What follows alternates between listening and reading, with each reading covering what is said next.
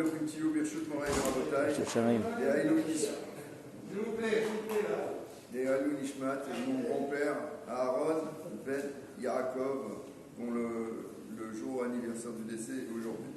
Donc, on va étudier la loi sur les ustensiles qui ont besoin d'être trempés au mikvé. Donc, il nous est donné une mitzvah de la Torah de tremper tous les ustensiles qui sont en contact avec les aliments. Tout ce qui nous sert pour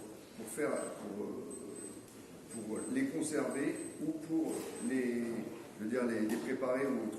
Donc on a cette obligation, elle vient après la guerre des Béné Israël contre les Midianim. Les Béné Israël ont reçu, du moins dans le trésor de guerre, il y avait des ustensiles, et ces ustensiles, il a été imposé de les tremper au mikvé pour les purifier, un petit peu pour une valeur de sainteté.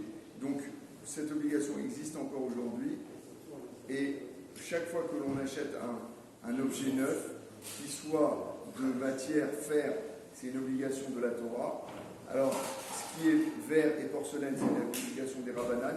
Et si c'est du plastique, on n'a pas d'obligation, ou de l'argile, on n'a pas besoin de les tremper. L'obligation, elle tient surtout sur tout ce qui est ustensile en fer et ustensile en porcelaine ou en verre.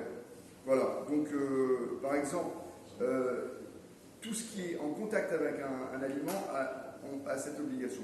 Mais par exemple, un couteau de shochet qui n'est pas en contact avec les aliments, bien évidemment, ça va être perpète à faire un aliment, il n'a pas besoin de lui d'être trempé. Une bonbonnière, vous mettez des bonbons dedans qui sont enveloppés, il n'y a pas besoin de tremper dans le mikvé cette bonbonnière parce qu'elle n'est pas en contact direct avec les bonbonnières.